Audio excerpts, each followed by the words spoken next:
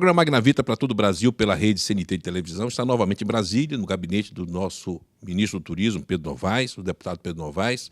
E hoje vai ser um programa onde vamos falar sobre algumas realizações importantíssimas que o Ministério do Turismo tem feito para o turismo nacional. Principalmente classificação hoteleira, que vai revolucionar a hotelaria brasileira, e também o Plano Nacional de Turismo, que deverá ser lançado em breve, um documento que teve a participação ativa do Conselho Nacional de Turismo. Ministro, primeiro agradecer ao senhor novamente por nos receber aqui no seu gabinete, no Ministério. Eu gostaria primeiro de falar da classificação. Eu estive presente no lançamento no Rio de Janeiro, uma solenidade extremamente concorrida na sede da CNC, e lá as lideranças da hotelaria se fizeram presente e tiveram endossando o trabalho do Ministério. E eu percebi, ministro, que o senhor teve um carinho muito especial com a classificação. O senhor se debruçou sobre essa portaria, trabalhando cada artigo, coisa que raramente um ministro de Estado consegue fazer. Vamos primeiro começar a nossa entrevista falando da classificação hoteleira e dessa dedicação, desse empenho do senhor nessa questão. Meu caro Magnavita, mais uma vez, muito obrigado pela sua deferência. Você, como membro do Conselho Nacional de Turismo, nos dá muito orgulho de trabalhar com o Ministério e comigo pessoalmente. Eu fico muito feliz de encontrá-lo sempre e principalmente com uma deferência como essa que você está nos fazendo agora com esta entrevista.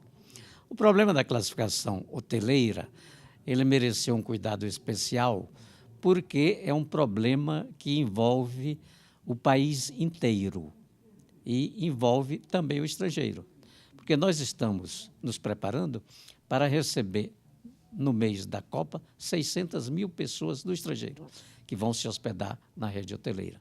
E essas pessoas, quando comprarem os seus pacotes no exterior, eles terão que ter segurança daquilo que estarão comprando. Então, o programa de classificação da rede hoteleira se insere nesse contexto. Ele dará garantia aos estrangeiros que vierem para o Brasil na Copa ou depois da Copa e daqui por diante permanentemente, darão a garantia de que eles estarão comprando aquilo pelo qual eles estão realmente pagando. Agora, isso quando assumiu a pasta, assumiu no momento que todo o governo teve o orçamento em restrição, contingência, em função de um período de implantação de um novo governo. Mas o senhor encontrou aqui uma série de deveres de casa que utilizam a sua experiência como legislador, como deputado, que é exatamente colocar em prática alguns ordenamentos que estavam na Lei Geral do Turismo, e que não foram colocados em prática, e o que o senhor está fazendo. A classificação é apenas um primeiro passo. Me fala desse trabalho como legislador, nesse primeiro momento, de fazer esse ordenamento jurídico para o Ministério do Turismo. Eu acho que o ordenamento jurídico é essencial para esse tipo de trabalho. Não seria justo nós fazermos exigências ou concedermos direitos que não estão previstos na legislação, isto é, na Lei 11.771 e no decreto que, em seguida, regulamentou esta lei. Nós, ciosos disso, estamos fazendo a regulamentação que manda a lei e o decreto através de portarias cuidadosamente preparadas. A classificação da rede hoteleira foi a primeira. A segunda será a do cadastro. Existe no Brasil uma experimentação de cadastro dos prestadores de serviços turísticos chamada cadastro. Esta experimentação agora ela vai ser institucionalizada oficialmente. Pretendemos fazer isso, sabe quando? No Salão Nacional de Turismo, que será realizado em São Paulo entre 13 e 17 de julho. Pois bem, esse cadastro, essa portaria de regulamentação do cadastro, vai ser realmente a solução definitiva do problema. E aí a experiência do senhor como legislador é fundamental nisso, porque o senhor, como deputado, fazia exatamente isso, inclusive como relator de ações importantíssimas dentro do Brasil. Né? Eu sou muito cuidadoso nesse aspecto, porque acho que um instrumento que gera direitos e gera deveres tem que ser muito bem pensado e muito bem redigido. Você mencionou aí a lei de responsabilidade fiscal. Até hoje, a lei de responsabilidade não foi alterada nem na área legislativa, nem na área judiciária. Por quê? Porque ela está completa, ela não tem, modéstia à parte, muitos defeitos que pudessem justificar a sua modificação. Agora, um trabalho como esse exige conhecimento, exige pesquisa, exige dedicação. Como é que tem sido o tempo do Pedro Novaes dessa imersão, desse ordenamento jurídico que estava pendente, que o senhor colocou na ordem do dia, aproveitando esse momento inicial da sua gestão? Olha, é uma dedicação integral ao trabalho do Ministério. Eu chego aqui faltando 15 minutos para 9 horas diariamente, saio 8, 9 horas, 10 horas às vezes e venho aos sábados trabalhar aqui com minha equipe. Um trabalho fundamental que estava pendente. E aí, muitos conselheiros, muitos membros do Conselho Nacional de Turismo, que têm acompanhado esse dia a dia do Ministério e vindo a intensidade da sua dedicação nesse tipo de trabalho, de botar, como eu digo, botar a lupa em cada artigo, tem se surpreendido, porque isso é um legado que fica de uma forma permanente para o turismo. Faltava isso. Como é que o senhor vê também a permanência desse trabalho na questão da percepção do trade turístico? Porque o trade também mergulhou pesado na questão do documento do Plano Nacional de Turismo, que também tem sido um legado e um trabalho muito de bastidor. Pois é, eu estou diligenciando, estou trabalhando, e nisso eu estou tendo todo o apoio do trade e do Conselho Nacional de Turismo, para que o nosso plano não seja apenas um conjunto de ideias, conjunto de pretensões. Eu quero que o plano seja realmente um instrumento de trabalho. E é por isso que nós estamos escoimando deles informações que já não interessam num plano dessa natureza, assim como deseja a presidenta Dilma Rousseff. O programa Magnavita volta conversando com o ministro do Turismo, Pedro Novaes.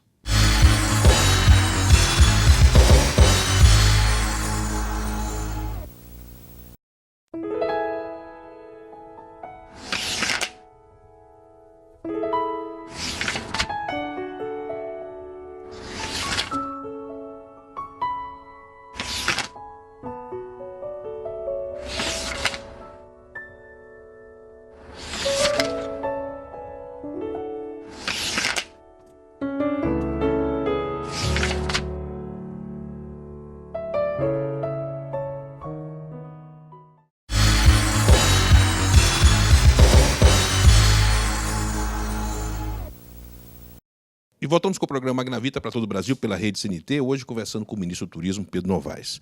Ministro, no final do último bloco eu fiz um registro que eu tive a participação, eu pude presenciar isso em loco, que foi um momento muito especial na vida do Ministério. 35 conselhos nacionais, com seus representantes, reunidos no Hotel Grand Bitar, aqui em Brasília. Discussão através da ministra Miriam Belchior, através do Gilberto Carvalho, que é o secretário-geral da Presidência da República, com relação à atuação dos conselhos nacionais nos seus planos setoriais e a adequação desses planos setoriais na questão do PPA. E, principalmente, ministro, ações transversas, mostrando que o governo é um só. E quando o Ministério do Turismo apresentou, através dos seus conselheiros, o Plano Nacional de Turismo, já estava num estágio tão evoluído, que já trazia as matrizes do PPA e ações transversas com outros ministérios, com o meio ambiente, isso foi reconhecido como um exemplo.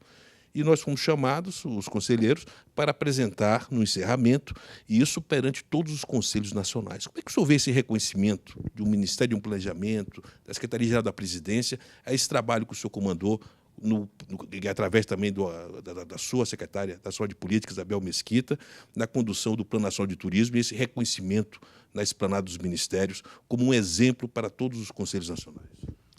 Magnavita, esta manifestação muito alvissareira e muito honrosa da Secretaria-Geral da Presidência e da ministra do Planejamento, para nós é motivo de grande satisfação e orgulho. e porque ela atesta o cuidado com que nós fazemos as coisas aqui nesse Ministério. Como eu disse a você, o nosso plano é um plano que será executado, não é um plano que vai ficar apenas no papel. E a sua interpenetração, objetivos de turismo, plano de planejamento, PPA, orçamento anual, isso tudo é o resultado da nossa experiência em planejamento. Não se pode fazer planejamento sem recursos, e é por isso que os recursos estão casados com as metas e objetivos que nós... E os recursos, ministro, estão começando a chegar. Está aí o exemplo do Salão de Turismo, que vai ser uma grande vitrine ao público final do trabalho do Ministério. E nesses 6 meses, enquanto vários ministérios estiveram paralisados por conta dessa contingência do orçamento, o Ministério do Turismo fez o dever de casa, repito, como coloquei no bloco anterior, fazendo o ordenamento jurídico que estava pendente e que nunca tinha sido feito.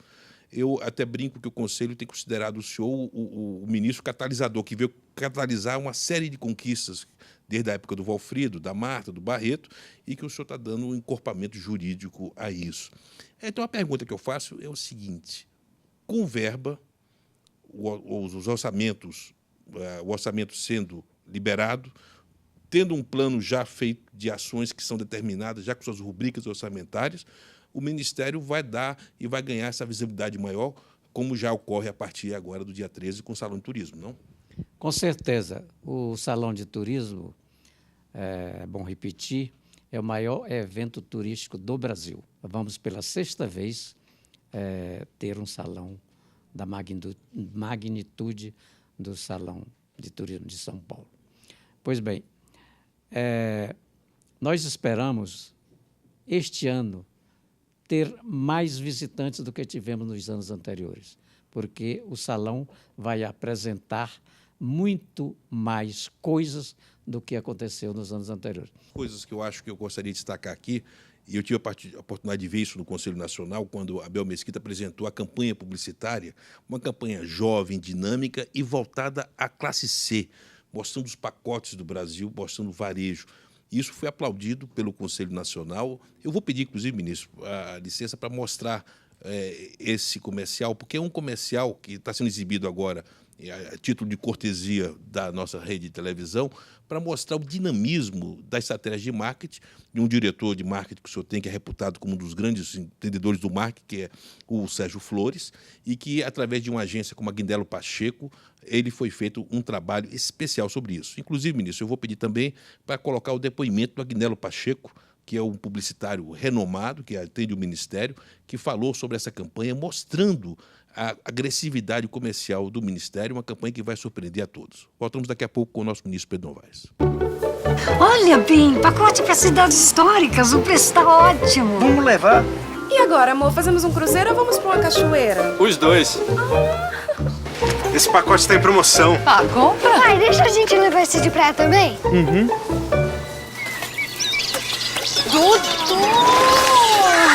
Venha para o 6º Salão do Turismo. Arte, cultura, gastronomia e pacotes de viagens por todo o Brasil por um preço que você nunca viu. Ministério do Turismo, Governo Federal. Nós estamos lançando agora o Salão do Turismo, Agnello.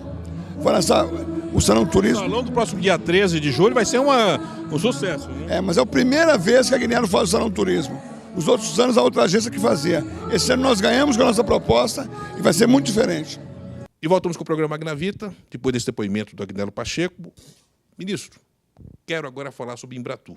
Divulgação internacional, o senhor já esteve no exterior, esteve na feira do ITB de Berlim, o senhor esteve presente e vendo a participação do Brasil no exterior, tem dado uma atenção especial à Embratur e agora o senhor tem um novo presidente subordinado ao senhor, que é o Flávio Dino, que é um ex-deputado também, é um ex-deputado, e que vai agora comandar a Embratur. Como é que o senhor vê a Embratur dentro da estrutura do Ministério como um braço, um aliado, um braço subordinado ao senhor? Eu vejo com muito otimismo. Tenho certeza que o nosso Flávio Dino fará um grande trabalho à frente da Embratur. não desmerecerá aquilo que foi feito até agora. Primeiro, porque ele é inteligentíssimo e foi um dos deputados mais brilhantes da legislatura passada. Essa experiência ele levará para a Embratur.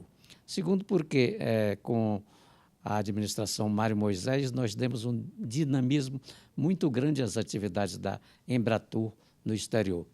E estamos ampliando isso agora, aumentando o número de escritórios para 18 em todo o mundo. Nós vamos abrir um escritório na Escandinávia, um outro na Rússia, e estamos aumentando e ampliando as atividades do escritório que é feito com a parceria dos países do Mercosul, o escritório instalado no Japão.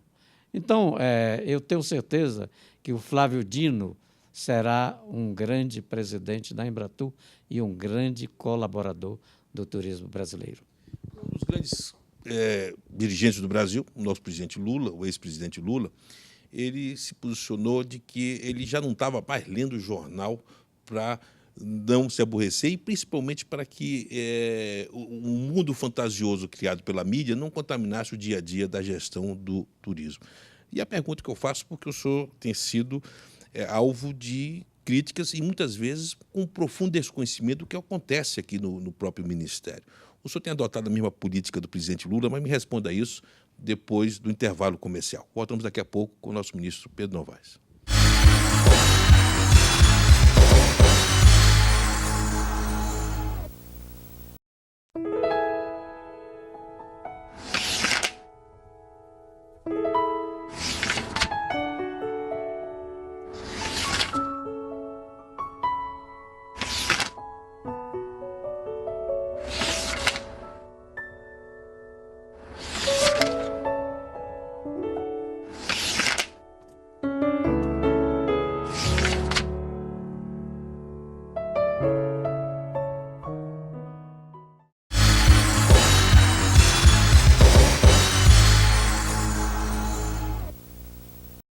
E voltamos com o programa Magnavita para todo o Brasil pela rede CNT, hoje conversando com o ministro do Turismo, Pedro Novaes. No final do último bloco, eu fiz uma citação do Lula, citando ele como exemplo de que ele fez um diagnóstico de que existe um mundo fantasioso criado pela mídia, onde, às vezes, a serviço de terceiros ou a serviço de interesses diferentes, acabam criando um mundo fantasioso. E que ele não se deixava contaminar pela leitura da grande mídia, que às vezes crucificava e até pautava as ações do governo. E o senhor tem sido alvo de críticas. O senhor tem adotado a mesma postura do presidente Lula com relação à grande mídia?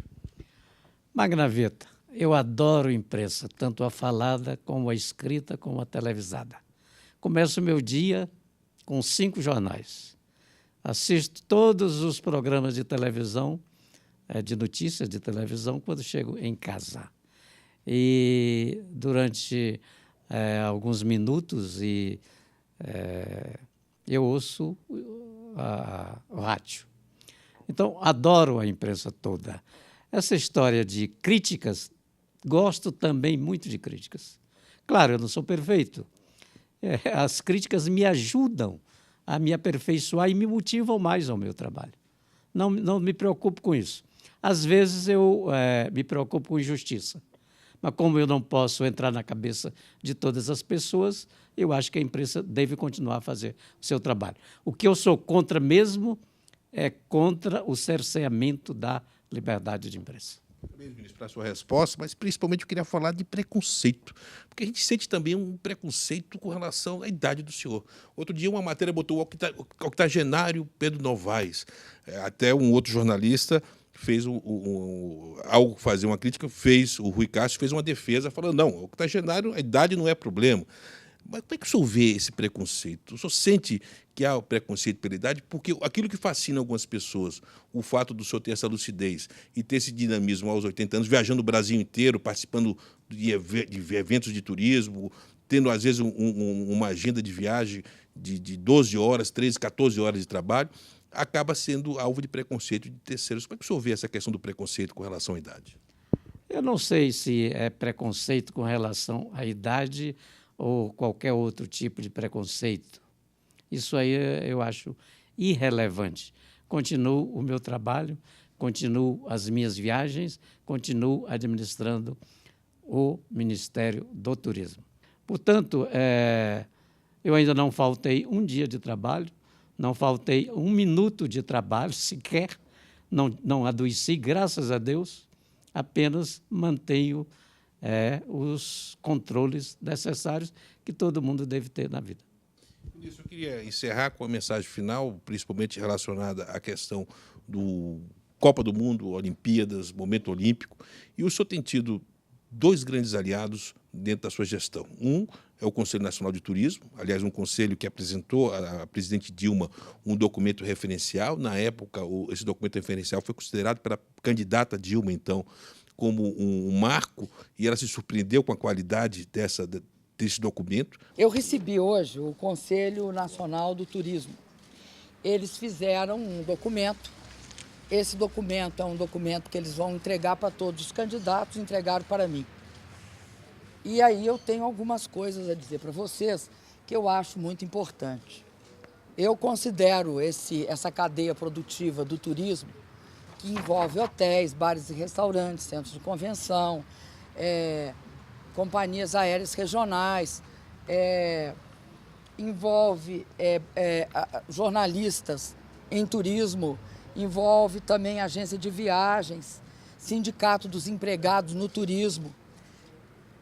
Uma cadeia produtiva estratégica para o Brasil. É um setor que tem uma característica que eu acho especial para o Brasil. É diferenciado o que o Brasil pode obter nesse momento, inclusive, do desenvolvimento que nós estamos. Porque hoje o Brasil, ele passou a ter um outro status no mundo. Ao passar a ter um outro status no mundo, o turismo vai ser um dos mecanismos pelos quais nós podemos, inclusive, enquanto país, capitalizar este fato, que é o respeito internacional pelo país. Esse documento esse que serviu como base para o Plano Nacional de Turismo, e o Fornatur, que é o Fórum Nacional de Secretários de Turismo, que é o braço nos estados do Ministério. Eu gostaria que o senhor terminasse, então, falando sobre a perspectiva do futuro do turismo e, principalmente, sobre esse apoio que o senhor tem recebido do Conselho Nacional de Turismo, manifestado, inclusive, recentemente, numa grande homenagem que o Henrique Alves recebeu em Natal, quando o grupo gestor do Conselho falou através do Paulo Somus, que é o presidente da Brasel, falou da satisfação do Conselho com o staff que hoje comanda o Ministério. Para optar para entre 5, eu escolhi o critério de que eu conhecia mais. 6 mandatos de deputado federal. Relator da Lei de Responsabilidade Fiscal. Uma vida toda íntegra, honrada e competente. E digo, é o Pedro Novaes que vai para lá. E quando vejo hoje aquela pulga na orelha já ter desaparecido, Paulo, eu fico muito feliz, porque está à frente desse ministério aquele que eu disse hoje à tarde, Pedro, aquele ditado popular, quem não é o maior tem que ser o melhor.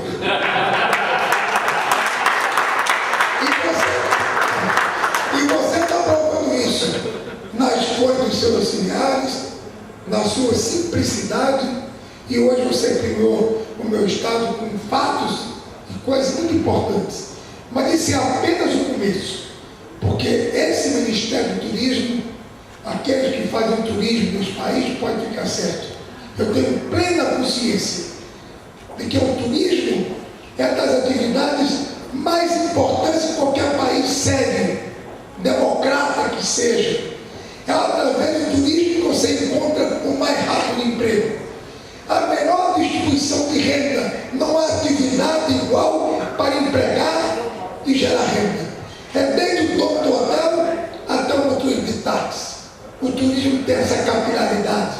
Eu só espero que o governo Dilma entenda que esse corte orçamentário que ela fez no turismo, ela vai ter de rever.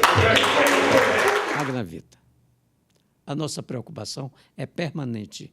Ela não se destina apenas a um evento ou a outro. Ela se destina ao turismo brasileiro de modo geral. porque nós pretendemos deixar o turismo brasileiro estruturado com mais de 6% do PIB. Hoje, o turismo brasileiro representa apenas 3,6% do PIB. No fim da década, nós estaremos com mais de 6%. Graças, naturalmente, a estes eventos, graças a outros que virão, graças à capacitação melhor do empresariado que presta serviços turísticos, graças às políticas públicas que nós implantamos, baseadas principalmente da Política Nacional de Turismo, inspirada pela presidenta Dilma e consubstanciada no nosso Plano Nacional de Turismo. E esse apoio do Conselho e do Fornatur é fundamental para isso? Eu vou lhe dizer, se não existisse o Conselho e o Fornatur, a atuação do Ministério do Turismo seria muito débil e muito fraca, não corresponderia às necessidades do povo brasileiro. E o turismo não seria uma das atividades que mais crescem no Brasil. A nossa preocupação na parte do turismo não é só em fazer com que as pessoas viajem, se distraiam, se divirtam, façam negócios, compareçam a eventos religiosos, porque o turismo religioso também é um turismo que nos interessa profundamente e de muito perto. O nosso interesse é que nós consigamos colocar na linha de trabalho do turismo o maior número de pessoas destes que estão surgindo a cada dia, vindo da classe E, D e C, para se incorporarem no mercado de trabalho. Nós queremos todo o povo brasileiro trabalhando e quanto mais entrarem na cadeia de prestadores de serviços de turismo, melhor. Muito obrigado. Chegamos ao final da entrevista. Eu, como representante da mídia no Conselho Nacional, como um especialista que dedica anos a vivenciar o turismo, tenho a obrigação de compartilhar com o telespectador esse tipo de informação isenta, porque são informações de bastidores e que a gente precisa compartilhar até para criar um julgamento justo com relação a um trabalho com muita consistência que está sendo feito pelo senhor e pela sua equipe nesse ministério. Muito obrigado, ministro, pela participação no nosso programa. Chegamos ao final de mais um programa Magnavita pela rede CNT de televisão.